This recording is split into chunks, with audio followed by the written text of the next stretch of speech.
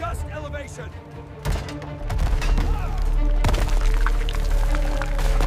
Now you will learn about the secret weapon of the Roman legion.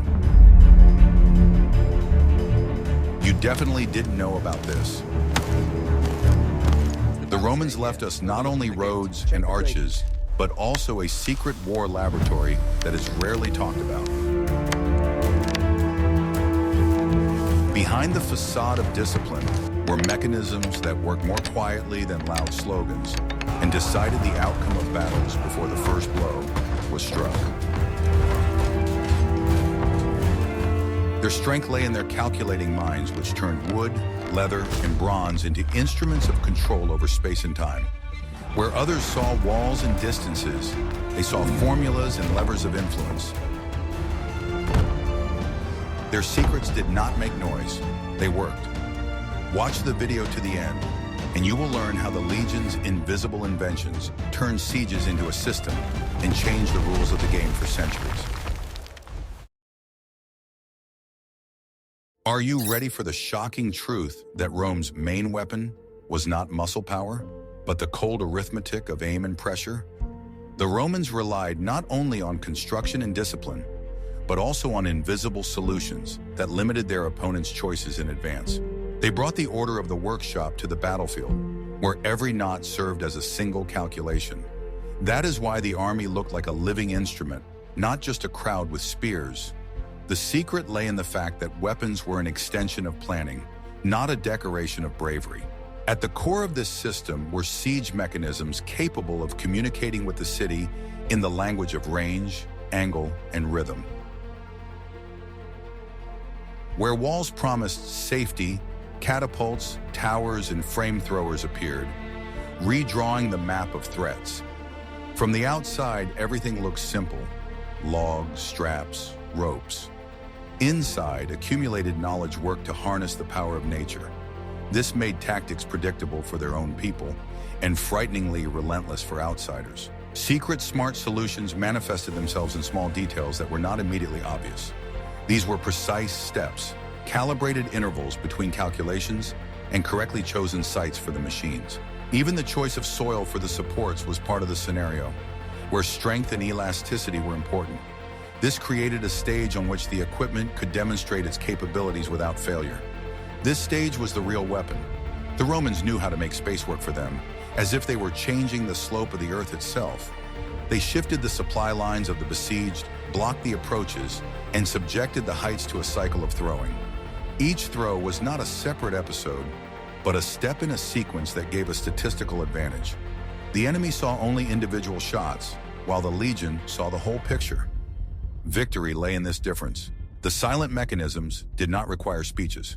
They only needed to be set up correctly. The people at the stands did not strive for feats, they strove for stability. Repeatability was their hero, and reliability was their shield. This philosophy made the army predictable only to the Romans themselves. For the rest, it was a mystery that drew strength like a heavy door without a handle. Where direct pressure was lacking, cunning combinations came into play. They combined throwing machines with the cover of shields and the art of the short pause. The enemy waited for the onslaught, but was met with a conveyor belt of forced decisions. It was pointless to stall for time, because time was already working in favor of the besiegers. From above, it looked like calm, but inside, precise work was boiling. Experience multiplied effectiveness better than fame, and each campaign left behind new techniques.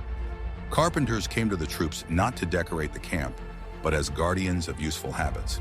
They knew where to level the ground, how to distribute the load, and when not to touch an assembled knot. Such advice saved lives and days. The result was a confidence that was not visible on the banners. Even the most famous weapons concealed unexpected flexibility. They could be adjusted to the weight of the projectile, the angle of the wall, the wind. This was not a whim. It was a program of action embedded in wood and bronze. A program that was carried out without words if the hands remembered the order. These hands were the true bearers of secrets. The most important thing in the Roman war machine was the sense of routine that weathered any storm. Routine allowed them not to be thrown off by chance and not to lose momentum. Like invisible lubricant, it removed the friction between the plan and its execution. While one commanded, 10 executed identically, and therein lay the strength. Thus, the ordinary became an instrument of pressure. Sometimes it seems that Rome won through greatness, but more often it won through order. Greatness can be disputed, but order is much more difficult to challenge. It does not argue or shout, it just happens again and again. And the longer it continues, the weaker the resistance becomes. I'm very interested to hear your point of view. What do you think about such calm superiority built on repetition and craftsmanship rather than random luck? Do you agree that it was this invisible mathematics that gave the legions their advantage? Subscribe to the channel so that we can continue to explore the hidden logic of ancient inventions together. What you have never seen. The most resounding victories of the Romans often began not with trumpets or the cries of legions, but with a quiet, barely audible click of taut fibers. This sound is like a breath before a blow, like the start of an invisible mechanism that is about to move an entire army. The ballista did not roar like a storm and did not require theatrical noise. Its power lay in its precision, in its ability to change the course of battle without flash or crash. With a single movement of the lever, it shifted the line of confrontation, creating a gap where a second ago everything had seemed secure. The ballista did not destroy instantly, it undermined confidence. With each shot, it became clearer. The old rules no longer worked. When it is no longer safe overhead, walls lose their meaning, and then it is the turn of the rest of the tools. Battering rams, ladders, towers. But it all starts with that first, almost invisible arc of tension. Ballistas were not only used in sieges, they also worked in open spaces, where they turned the field into a chessboard, where each square could suddenly become deadly. The space, once free for maneuvering, became a strip of risk. The Romans did not shoot blindly. Each shot was part of a rhythm, calibrated like the march of the legionaries. Their calculations were based not on noise, but on tact. It was not the number of shells that was important, but the predictability of the pace. A stone flying every few minutes changed the psychology of battle more than a hail of arrows. People stopped trusting the space around them. They learned to hide not because they heard the sound, but because they expected it. The habit of hiding is the first crack in resistance. It makes an army cautious, and caution on the battlefield is a form of slow defeat. Smaller throwing machines, known as scorpions, worked differently. They did not strike an area, but rather wrote letters, short, targeted, accurate. Each shot sought out a vulnerable spot, a tower, a commander, a signalman, even a gap between shields. There was no randomness in their work, only observation. Roman engineers and gunners were part of the intelligence service. They didn't just see the target, they understood its habits. If the enemy liked to peek out from behind the wall in the same place, a scorpion arrow would soon appear there. This targeting turned the weapon into an instrument of thought. It was not iron that won, but attention. To see a pattern and strike it means to steal time from the enemy. And in battle, time is more valuable than any loud feat. The ballista taught the enemy to fear in advance. It acted even before the strike, because its very presence forced people to change their habits. The enemy lingered where they should have left, and ran where it was advantageous to stand. This uncertainty destroyed the formation. No fortress can hold out for long if its defenders lose faith in their shelters. Every stone that fell with a thud into the void created a pause, and a pause is a crack in the rhythm of defense. Gradually, the balance shifted. The besieged lost the initiative, and the besiegers gained it without unnecessary bloodshed. Thus, the Romans won not by speed, but by consistency. They did not break, they persuaded. The real art was in combining long-range strikes with close-range infantry work. One shot had to open the way for the next step, rather than being a gesture into the void. When the ballista strike coincided with the movement of the legions, the battle scene turned into a carefully planned spectacle. The stone destroyed the wall, and at the same moment the spears moved forward. It all looked like a pre-written play, where the enemy could disagree with the text but was forced to play by it. Roman discipline turned the battlefield into a stage where there was no room for chance. Every sound, every step, every shot had meaning. It was in this cohesion that the true strength of the legions was born. The machines themselves were simple in appearance. A wooden frame, stretched wires, levers, but their simplicity was deceptive. The real skill lay not in the design, but in its application. The commander of the catapult did not simply choose the direction, he felt the rhythm. Don't shoot more often, but shoot where it changes the picture. This could have been the unspoken law of Roman engineers. A couple of stones at the right moment could change the whole day of the siege. Therefore, calculations were based not on the number of shots, but on the usefulness of each one. The benefit was measured not by trophies, but by the number of steps saved, threats eliminated, and enemies detained. It was the invisible mathematics of battle, and it always worked in Rome's favor. Even the most cunning cities and camps could not hide from this habit of seeing things through to the end. If the approaches were blocked by shields, a new point, a new angle, a new trajectory would appear. The ballista changed not only walls, but also thinking. It forced the enemy to rebuild the world.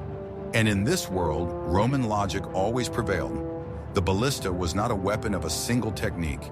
It was a discipline, repeated many times, and therefore became a law before which towers collapsed. Accuracy did not make the throwers the decoration of the army. It made them the directors of the field. They did not shoot blindly. They drew lines of pressure like an artist wields a brush. They deprived the enemy of comfort, and without comfort, any movement became costly. When each step begins to cost too much, the army begins to economize. And economizing on initiative is fatal. This is the quiet accounting of battle.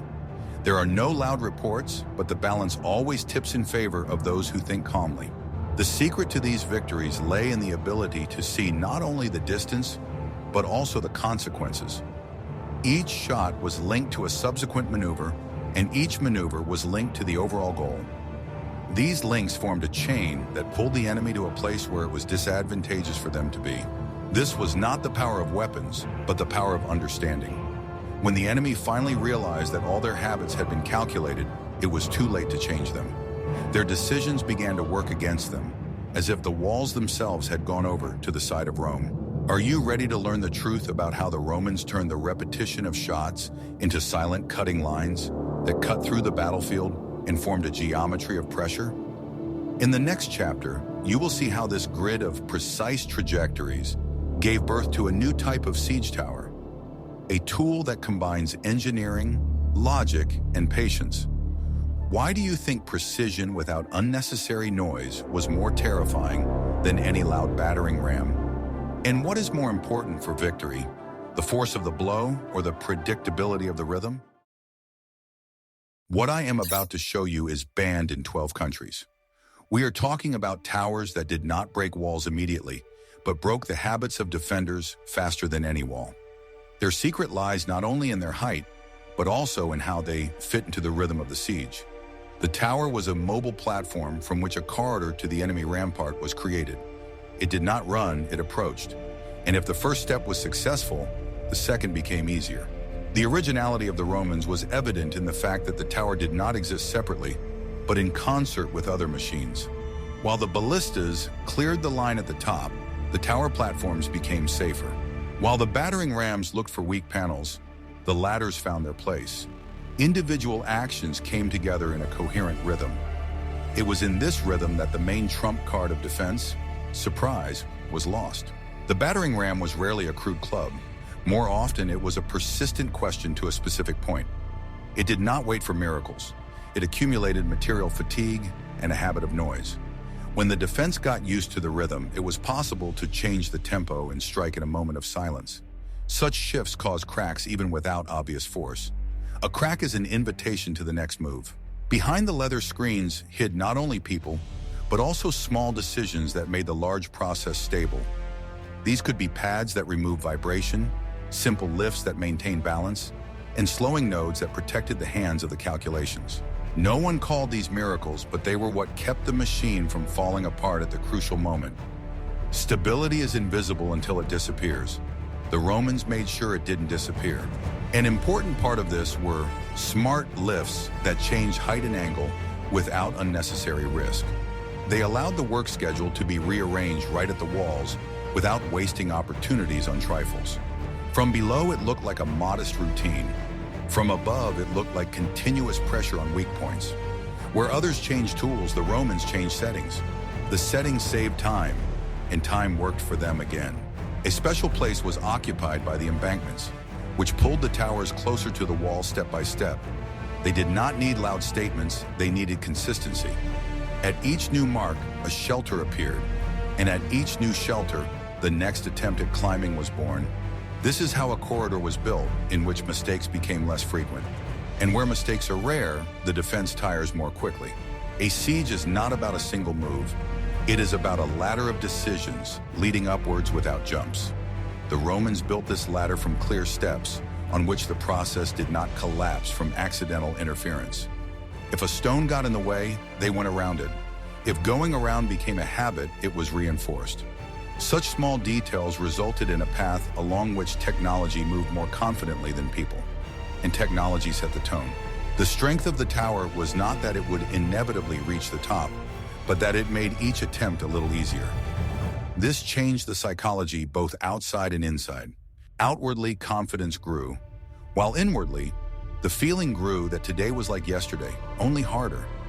When days are similar and become harder, the decision begins to lean one way. This is the effect of smart mechanisms working without big names.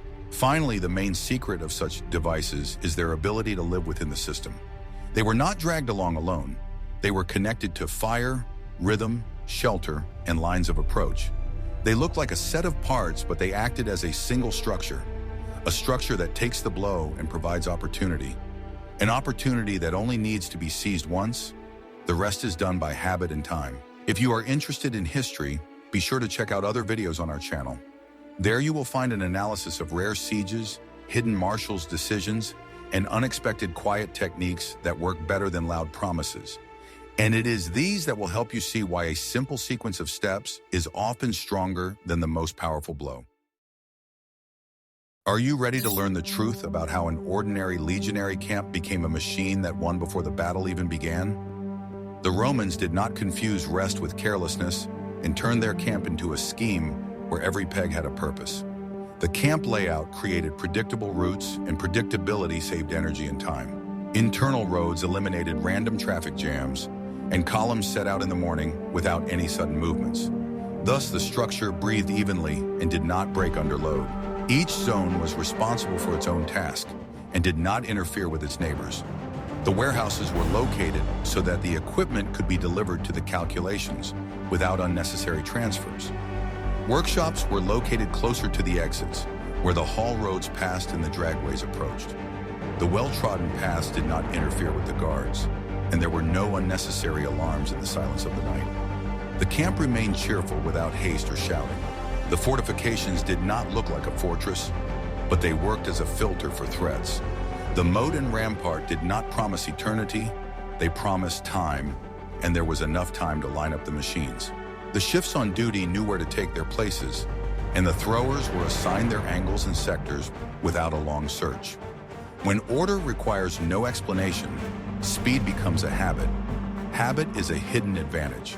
Inside the camp was a repair factory capable of returning a device to service overnight. Spare bonds, belts, and axles were prepared in advance, and defects were removed before they reached the frame. Nothing was left for later, and there were no sudden delays in the morning. The ability to stay one step ahead replaced any need for bravery. Bravery is needed in an assault, but order is more often needed ahead.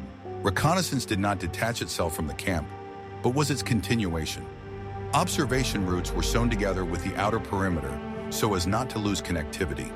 Signal points were connected by simple rules, and news reached without gaps. When rumors do not slip through the camp but enter it through the doors, decisions become more confident. Confidence reduces mistakes better than any punitive measures.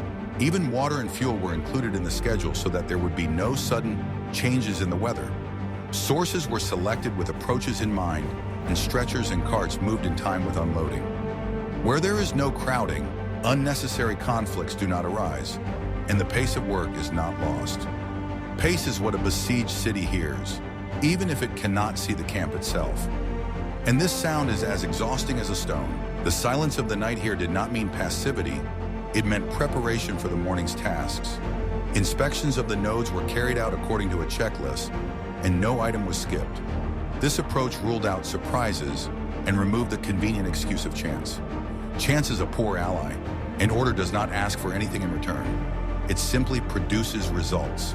When the camp was broken down, it did not disappear without a trace. It left a clear mark in people's minds. The move did not destroy the scheme. It transferred it to a new location with almost no losses. This allowed the war machine to move like a caravan of craftsmen, not like a crowd. The pause between tasks was shortened, and the enemy did not have time to impose its conditions. Where the pause is short, the initiative does not cool down. The secret of the camp is not in the shape of the moat, but in the coordination of details. When the details do not argue, the big things do not break. This simple truth was closer to the Romans than loud oaths. They preferred quiet guarantees to noisy promises, and more often than not, they were right. The final touch is patience, which should not be confused with inaction. Patience allows you to repeat precise movements until you achieve the desired result. And precise movements create a cumulative effect that is difficult to stop. That is why a modest camp plan often meant more than a grand military council. Do you think that the ability to build a camp is enough to win a campaign? And are you ready to look at the next chapter, which will discuss tunnels and silence under the wall? The Romans understood that the safest path was the one that no one could see. Victory achieved underground did not require spectators. Tunnels were not a gesture of desperation. They were a way to bring the decision to a place where neither banners nor light could be seen. Everything took place in a different kind of silence. In a world where sound became the measure of life, down below it was not necessary to win more strongly. It was necessary to act more precisely. Every breath, every rustle could be superfluous. Underground, noise is the enemy, and patience is an ally. If treated with respect, stone listens longer than man. It feels the hand, distinguishes vibrations, and lets go when it is not touched roughly. This is how the Romans learned to change the picture without noise, to break the support without breaking faces. Victory here smelled of earth, not smoke. The main difficulty of the undermining was not to get through, but not to destroy oneself along the way. Not to bring the ceiling down on oneself, not to cause a landslide, not to provoke the wall prematurely. The earth is a cautious creature. It responds to every wrong move.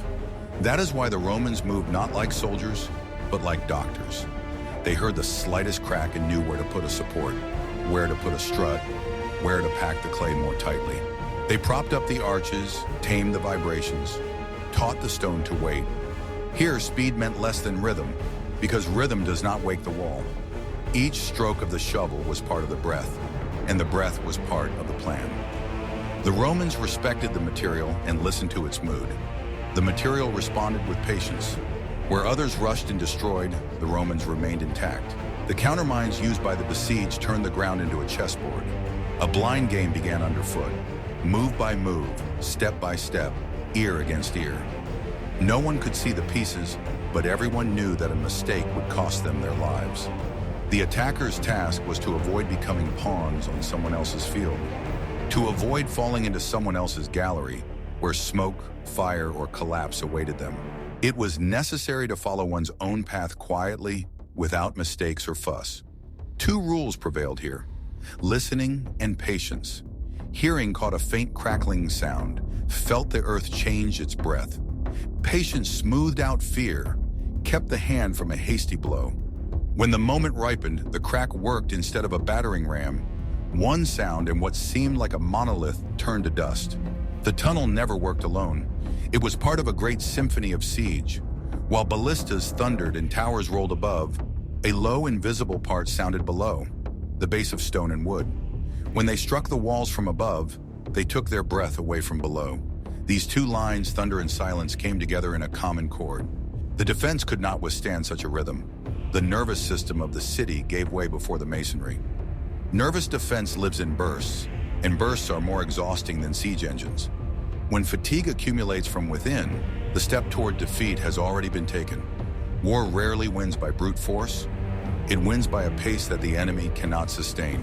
The besieged, sensing the work from below, tried to change their habits above.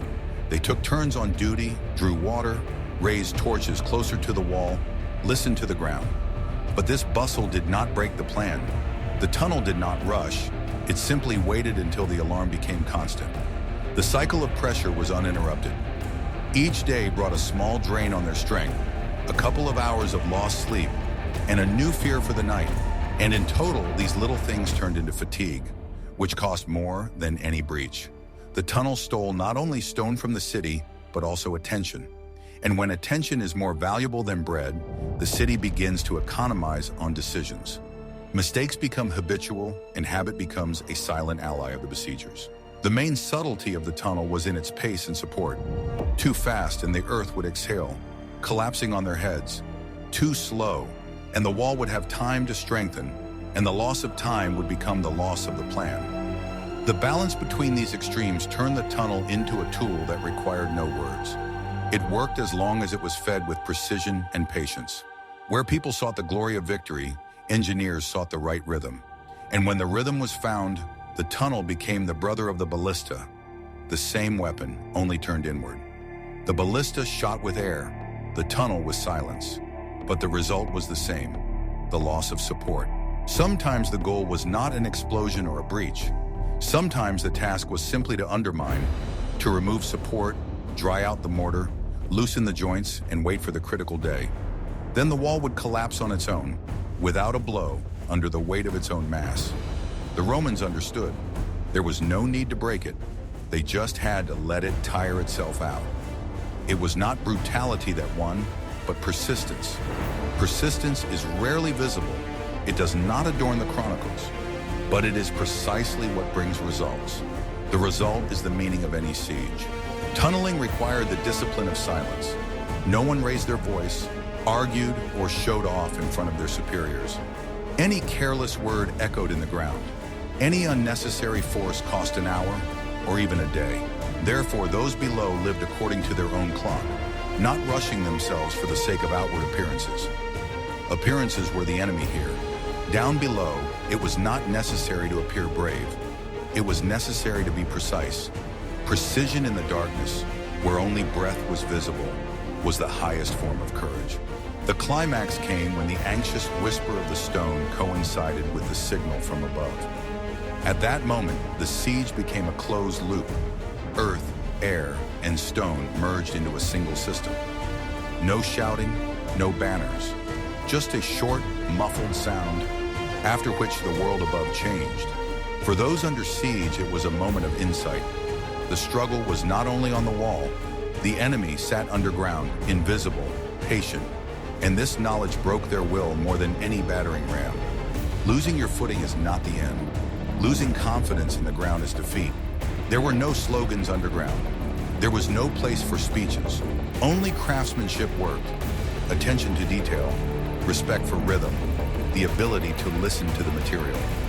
These qualities created the very invisible shovel that changed the map of battle. When the map changed without noise, victory became not a matter of luck, but a matter of time. And time, as always, was on the side of those who were in no hurry to shout.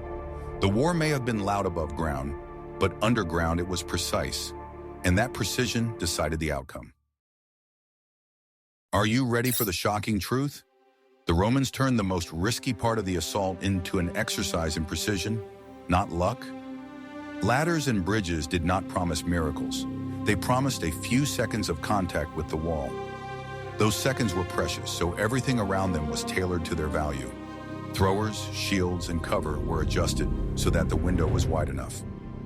If the window opened, the movement had a chance of success. A ladder was valued not for its height, but for its speed of installation and stability. It was placed where the stone was silent and where the top was distracted. Hooks were used to find a foothold immediately, so as not to waste fear on unnecessary attempts. A person does not have to be a hero if the mechanism eliminates unnecessary risk. Thus, craftsmanship removes from the shoulders what was previously considered a feat. The assault bridge was not just a plank, but a point of coordination. It was brought up from below, covered from above, and shielded from enemy machine guns on the sides. The whole scene had to be short, like a breath. The shorter the scene, the less chance of accident. Accidents harm those who work for repeatability. Ladders did not like solitude. They needed a group of similar tasks. If one did not work, the second covered the pause. Such pairing made the upper cornice less secure and forced the defense to divide its attention. Divided attention is the worst ally for an accurate throw. This was the basis for the idea of several short attempts instead of one long one. An important rule was not to talk to the wall for too long. If an attempt dragged on, the scene was closed and a new one was prepared. Saving time is more important than stubbornness. Stubbornness breaks down halfway, while saving time lasts until the end.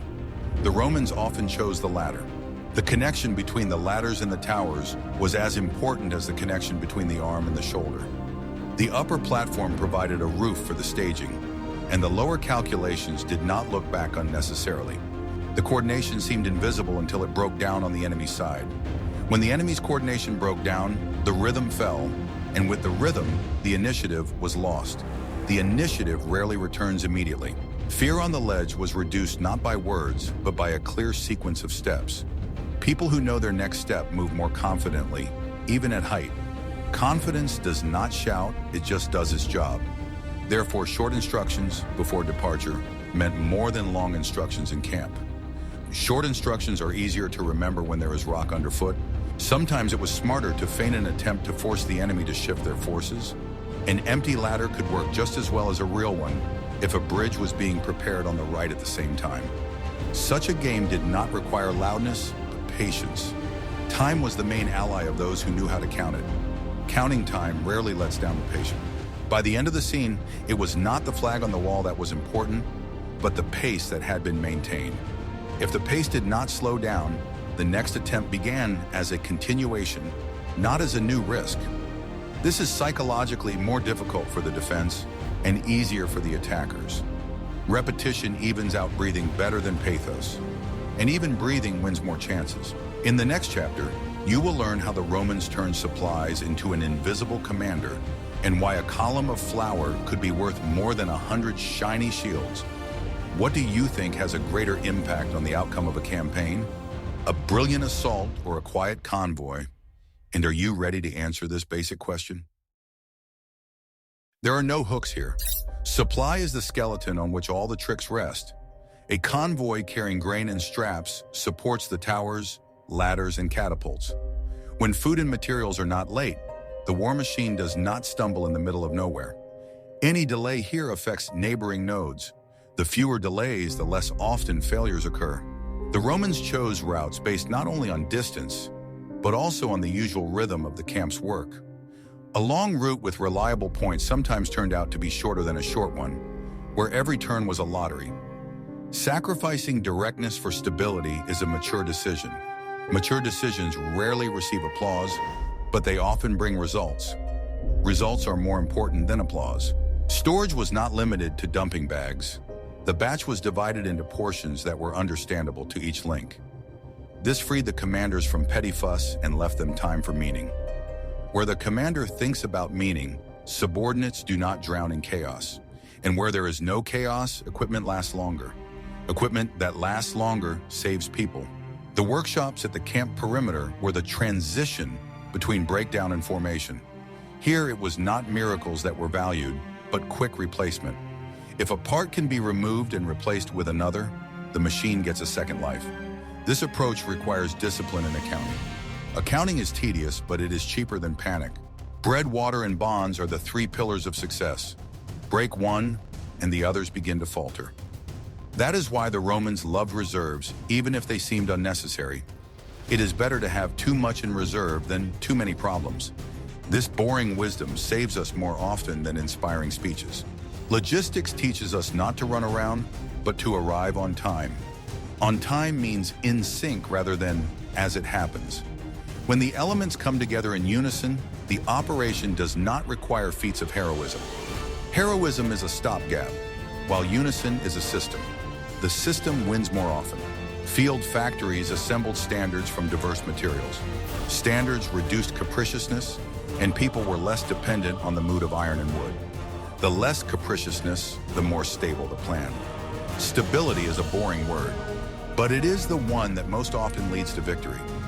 Victory rarely needs beautiful adjectives. Supply routes should not cast a shadow on the rest of the work. If the convoy is late, it dampens the energy of the entire corps. Therefore, the caravan was protected not only by people, but also by a schedule. In military affairs, a schedule is also a wall, and it cracks less often if you don't poke at it from the inside. The winner is not the one who brought more, but the one who did not allow himself to fall behind schedule. This way, fatigue does not have time to accumulate to a critical level. For the city, it looks like they never get tired, although it is simply competent economy. Saving energy is a form of strength. Strength without economy quickly tires. The conclusion is simple. Well-thought-out logistics are an invisible battering ram.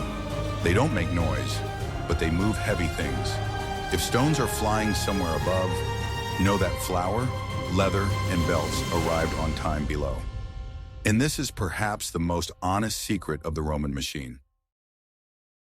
If machines are the body, then discipline and signals are its nerves.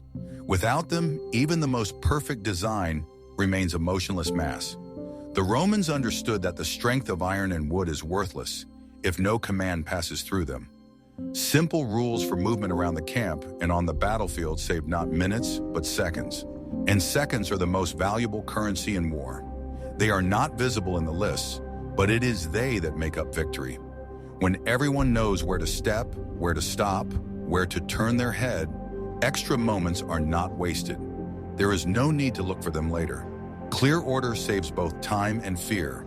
Order makes movement silent, and silent movement is harder to stop. Signals do not have to be beautiful. They do not have to be liked. They need to be understood. This is the main feature of the Roman command system. It does not seek effect, it seeks precision. There is no room for guesswork in a clear signal. Conjecture is more dangerous than a stone. It leaves no mark on armor, but it leaves a crack in determination. One mistaken interpretation, and the formation breaks down before the enemy even gets close. That's why all signals, light, sound, gesture, were tested not for volume, but for clarity. One gesture, one meaning, one sound, one action. This stark simplicity gave rise to stability. A short command is valued not for its conciseness, but for its directness. The point of such orders is to remove everything that stands between thought and movement. When the word is shorter, the step begins earlier. Every moment in battle is a lost meter or shield. A pause devours not only time, but also determination. Determination lives where there is clarity. That is why the Romans did not like inspiring orders. They did not embellish language, but removed excess from it. Beauty in battle is speed without confusion, precision without gesture. A short command is not rudeness, it is respect for the task. It does not require guesswork, but requires action. Signal lines connected observers, catapult crews, and infantry at the edge of the field. A single flag in the wind or a single flash of light could convey more meaning than a long speech. This was not admired, it simply worked. It worked because everyone knew what each color, each sound, each step of the torchbearer meant.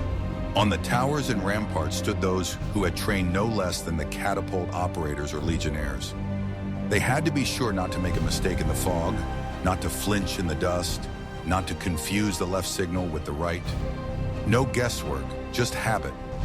Habit turns a sign into a movement into an action into a result. And if this action is repeated hundreds of times, it becomes as natural as breathing. There is no heroism in this, only craftsmanship. Discipline is not the same as severity for severity's sake. Its meaning lies in minimizing mistakes. Mistakes are costly at the top of a wall, at the edge of a ditch, or on the platform of a ballista. There is no right to ask again. When there are fewer mistakes, the equipment lasts until its time is up. A machine that is not broken down prematurely is another chance. A chance multiplied by dozens of calculations turns into an advantage. Therefore, discipline in the camp was not a punishment, but insurance. Insurance against haste, against guesswork, against unnecessary words.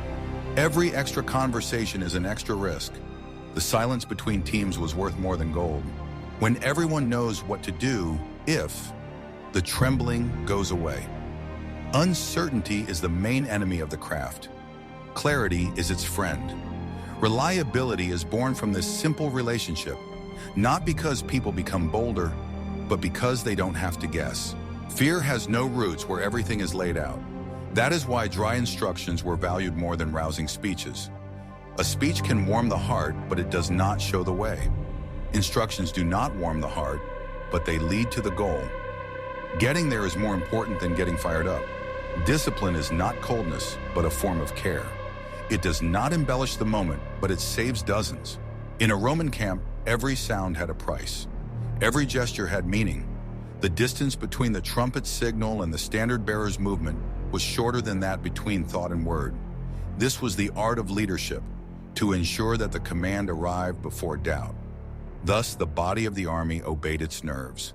And an army that obeys does not lose its rhythm. When the rhythm is preserved, even defeat does not turn into chaos. Without hooks, a siege is not only about stone and wood, it is about the enemy's breath. The Romans forced the city to live by someone else's clock, and this proved to be harder than any assault. When every morning is like the past, hope for a miracle fades. Steady pressure wears down the nerves. Dry nerves are a harbinger of decision. The repetition of signals and the rhythm of the catapults created a feeling that nothing changes except fatigue. This is the most dangerous enemy for the defense because it is impersonal. It is difficult to argue with the impersonal. It is not moved by the speeches of its opponents. It simply fulfills its quota. And the quota, carried through to the end, becomes a sentence. Psychology is also needed on the outside, only the opposite. People were explained the meaning of small steps, and these steps did not seem meaningless. Where the meaning is transparent, there is less irritation. Less irritation means fewer failures. Fewer failures mean longer endurance. The city often tried to stage a festival of hope. An outing, a bright maneuver, a loud threat. The Romans responded not with brightness, but with precision. They closed the gaps and returned to their rhythm. The rhythm survived the outbursts and extinguished them with its calmness. Calmness is not inaction. It is a mature form of action. The result is this: silence as a tool accumulates advantages without requiring fanfare. It only needs the resources of time and discipline. Rome knew how to extract these two resources from its own order. Order is boring, but it is the framework of success. The framework holds until it is abandoned. Without hooks and embellishments, Roman solutions are valuable not for their brilliance, but for their longevity. The idea of combining technology with order ages more slowly than the machines themselves. The catapults are gone, but their logic remains in any device that requires configuration. The towers are gone, but the sequence of steps lives on in any large project. Tunnels have gone into textbooks, but their patience is useful in any complex work. The main conclusion is to value not only the tool, but also the cultural layer around it. If the layer is strong, the tool does not depend on miracles. It brings results on an average day. An average day makes victory probable. Probability is a boring word, but it is the one that most often explains success. Success is rarely a pure miracle. The Romans did not invent magic. They organized their efforts.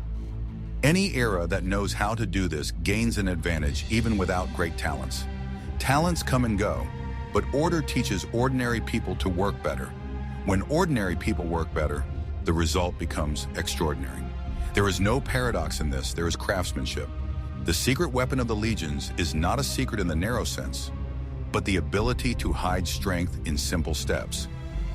These steps do not shout about themselves. It is enough that they are carried through to the end.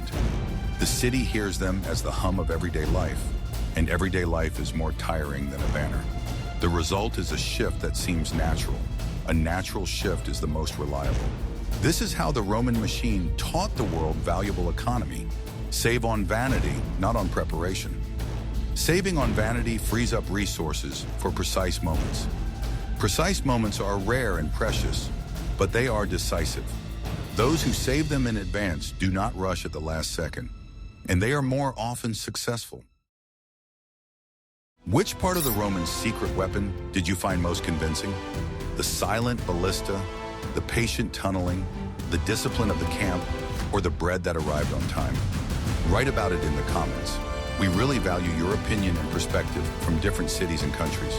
If you are interested in ancient inventions and smart mechanisms of war, subscribe to the channel. There are many more calm but accurate analyses ahead that will help you see more than just the glare of shields.